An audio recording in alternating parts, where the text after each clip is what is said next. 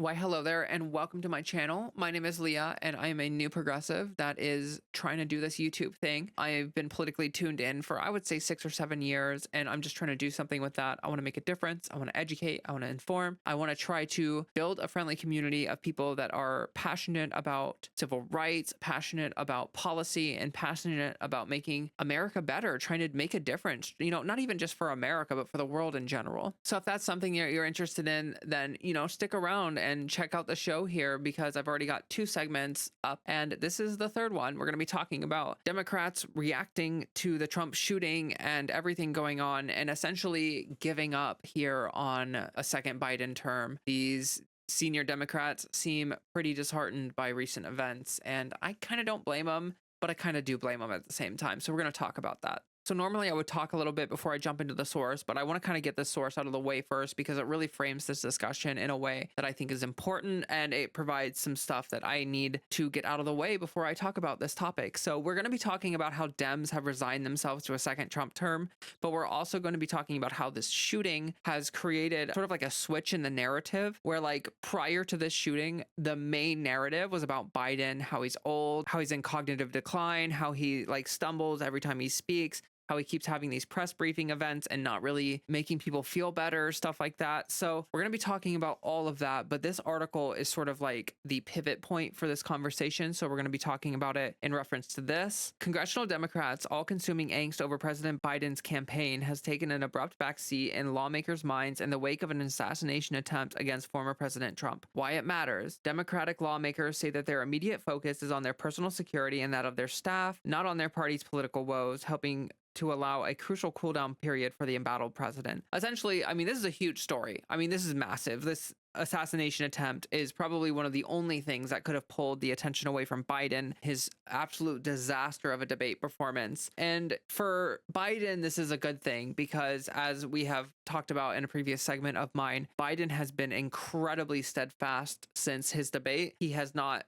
let up a little bit. He has been incredibly steady in saying that he is not going to drop out of this race. He's going to stay in. This is his race. He's doing the thing, and it doesn't matter who tells him that he needs to drop out. It doesn't matter how many people ask him the question. He's not going to be moved by that. He's going to run, and that's the end of the conversation. That's been what Biden has been saying. So Biden was engaged in a high-stakes outreach campaign to Capitol Hill in the hours leading up to the shooting at Trump's rally in Butler, Pennsylvania, which left a bystander dead and the shooter as well. As a part of an effort to stop the flow of statements urging him to end his re-election bid, Biden met Saturday afternoon with the Congressional Progressive Caucus and center-left New Democrat coalition. The latter call was described by lawmakers present as tense and a disaster for the president, who they said was combative in the face of questions about how he plans to turn around his flagging campaign. The call came after Biden was told by Representative Mike Levin, I don't know how to say his last name, during a call with a Hispanic caucus members that he should drop out of the race. Biden also met with Senate Majority Leader Chuck Schumer in Delaware on Saturday, with Schumer calling it a good meeting. So we have another quote here. This is from Representative Dean Phillips. It would be unpatriotic and unprincipled to direct energy to anything other than yesterday's national tragedy over the coming days.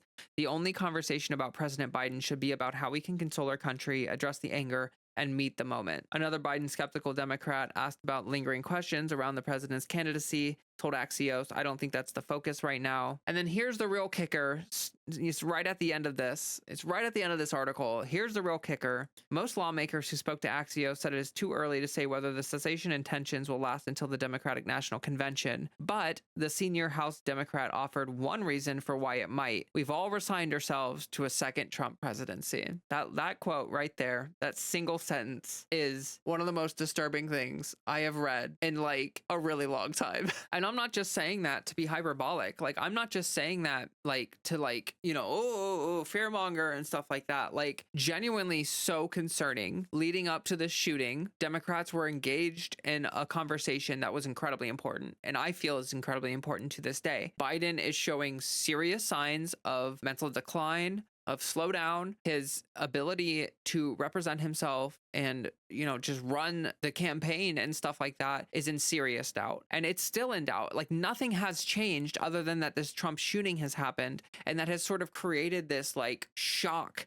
for the nation where everyone is now just like unsure as to how to approach this conversation. It's sort of just like pushed the conversation onto a new topic before it was ready. And what's really unfortunate about this is that I felt like there was enough pressure building that we might see something, because there was reporting that came out that Biden had a limited window to like try to calm fears about him being the presidential candidate. He needed to try to get people to see that he wasn't the total disaster. He needed to calm fears. He needed to present himself well. He needed to not have a bunch of gaffes while speaking. He needed to do press conferences. He needed to do this and that and this and that. And none of that has really changed. Like before the shooting happened, Biden hadn't done anything that had actually made people feel like he was a good candidate. And if you pay attention to reporting about Biden and stuff like that, it seems like he is incredibly isolated. He's not really interacting with the larger Democratic caucus. He's not really interacting with a lot of people. He's sort of in this little bubble of yes men who are just sort of like encouraging him to keep running, encouraging him to continue on his course, and not really challenging him in any significant way. So probably from Biden's perspective, he really does just need to like be stronger, you know, and just like keep trucking forward and just ignore the pressure. But like for everyone else,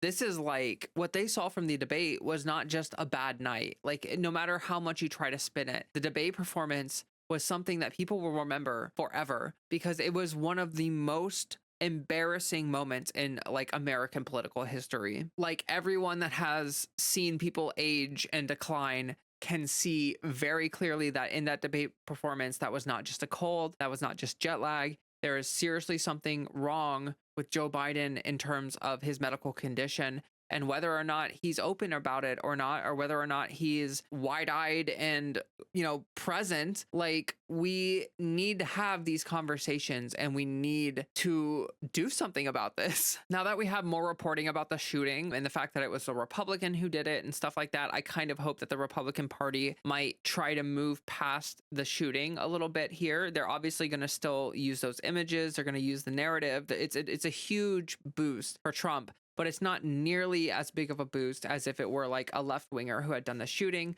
because it like if it were a Biden voter who had done the shooting, then Fox News would be talking about that for the next, you know, forever until the election. And it would be a huge focus. It would be a narrative. You would not be able to escape that narrative. But since it seems like there's not really a lot of political stuff that can be done with this shooting, like honestly, Trump looked pretty strong, and you know, it was a very unfortunate event for him. That's definitely going to give him a little boost in terms of like people viewing him like the victim and viewing him favorably. But overall, like it's not like this was a Democrat, like this was actually a Republican, a conservative who did this shooting. So it's not like Trump's going to get on stage and start attacking Republicans in the middle of this campaign where he needs their support. And obviously there's not a lot of incentive for Democrats to linger on the assassination attempt either, because after giving their condolences and stuff like that, I feel like the only thing to really do is move on from the story. Like, why would you want to linger on this assassination attempt and talk about it more and more and more when that's one, that's only helping Trump,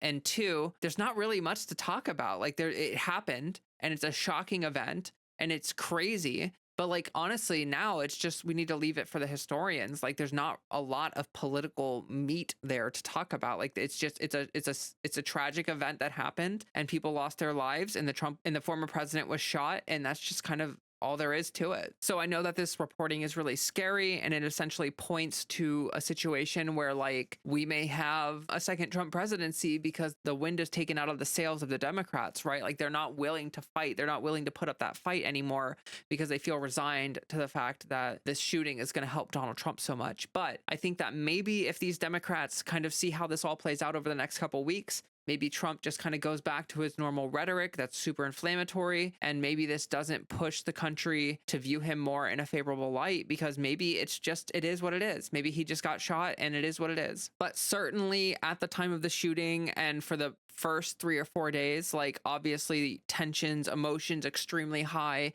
and people feeling like this candidacy for Biden is over. Like this campaign is over. This election is over. Trump has won. And I think that attitude is not going to hold. I don't think it's going to hold. I think that it made sense immediately after the shooting, like, you know, fists in the air, bloodied Trump walking off stage. Like, of course he's going to win the election. But now, kind of seeing how events have unfolded, especially with the shooter and stuff like that, I'm not so sure. But I really do hope that the narrative here gets pushed back to Biden. I'm sure we will see more gaffes from him. I'm sure we'll have more old Biden moments. And I really, really hope that the Democrats are able to resume putting pressure on Biden, because I would like to see Biden drop out. I would like to see him, before the convention, drop out of the presidential race and allow someone else to take his place. I think that that is the best case scenario for the presidential election. I think that if we just push forward with Biden, we're really rolling the dice here.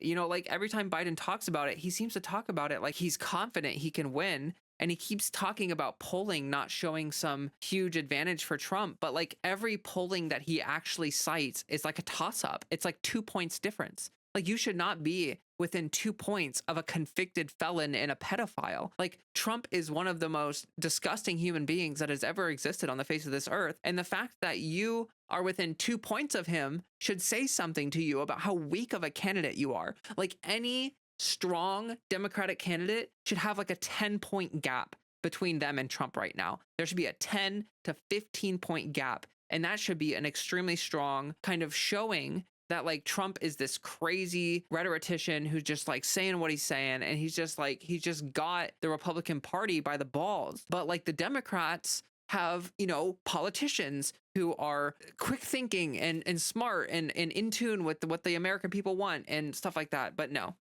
So yeah, I could speculate a lot more about this, but I won't, because honestly, I have no idea what's going to come out of this whole situation here. It's still too early on for us to tell. We need to wait until at least the Democratic National Convention to say for sure whether Biden is staying in the race or not. But as for right now, this moment has definitely given Biden an edge in terms of staying in the race, where previously I felt like any day now, Biden was going to have to come forward and just say, like, I cannot stop people from calling for me to step down. I need to resign because, you know, the optics have just turned so far against me. But it seems like he's really delusional. It seems like he's really out of touch. It seems like Biden is just listening to his wife and his son, who are telling him to stay in the race. It doesn't seem like he is really interested in listening to anyone who dissents to him. Like every time that someone keeps asking him if he's going to stay in the race and keeps bringing this up to him, he really just, he shrugs it aside so quick. He does not give it any life. He doesn't talk about it at all. He just immediately moves on to, no, I'm staying in the race. No, this is who I'm doing this. That's the end of it. So yeah, that's going to be the end of what I have to talk about for this story. I would like to hear from you. Let me know what you think. You know, leave a comment, leave a like. Let me know, like, do you think that, you know, this is it? Do you think Trump's going to win? Do you think that the shooting is going to make that big of a difference in the election by November? Or do you think that the sort of apolitical nature of the shooter or potential conservative nature of the shooter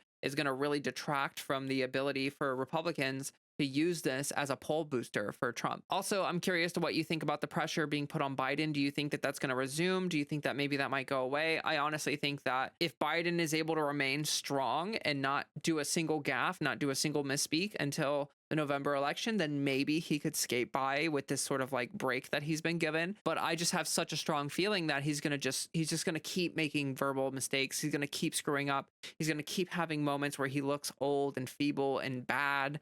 And that's not going to stop. That's just not going to stop, because even despite him putting his best efforts into not looking like that, he looks like that. Like every time he goes out in public, he looks old and feeble. All right, I'm going to wrap up this video. I was going to do one more segment on JD Vance, but I think I might save that for the next show because I've already been recording for over an hour. I have to be in work at 6 a.m., which is like 8 hours from now. And I also have to edit all of this. So I am, I'm not going to do the JD Vance thing. I will probably do that on Wednesday. But yeah, that's going to wrap up this video, and I hope that you enjoyed it. Make sure you subscribe to my channel if you want to see more content from me. And until next time, do me a tiny favor, drink some water.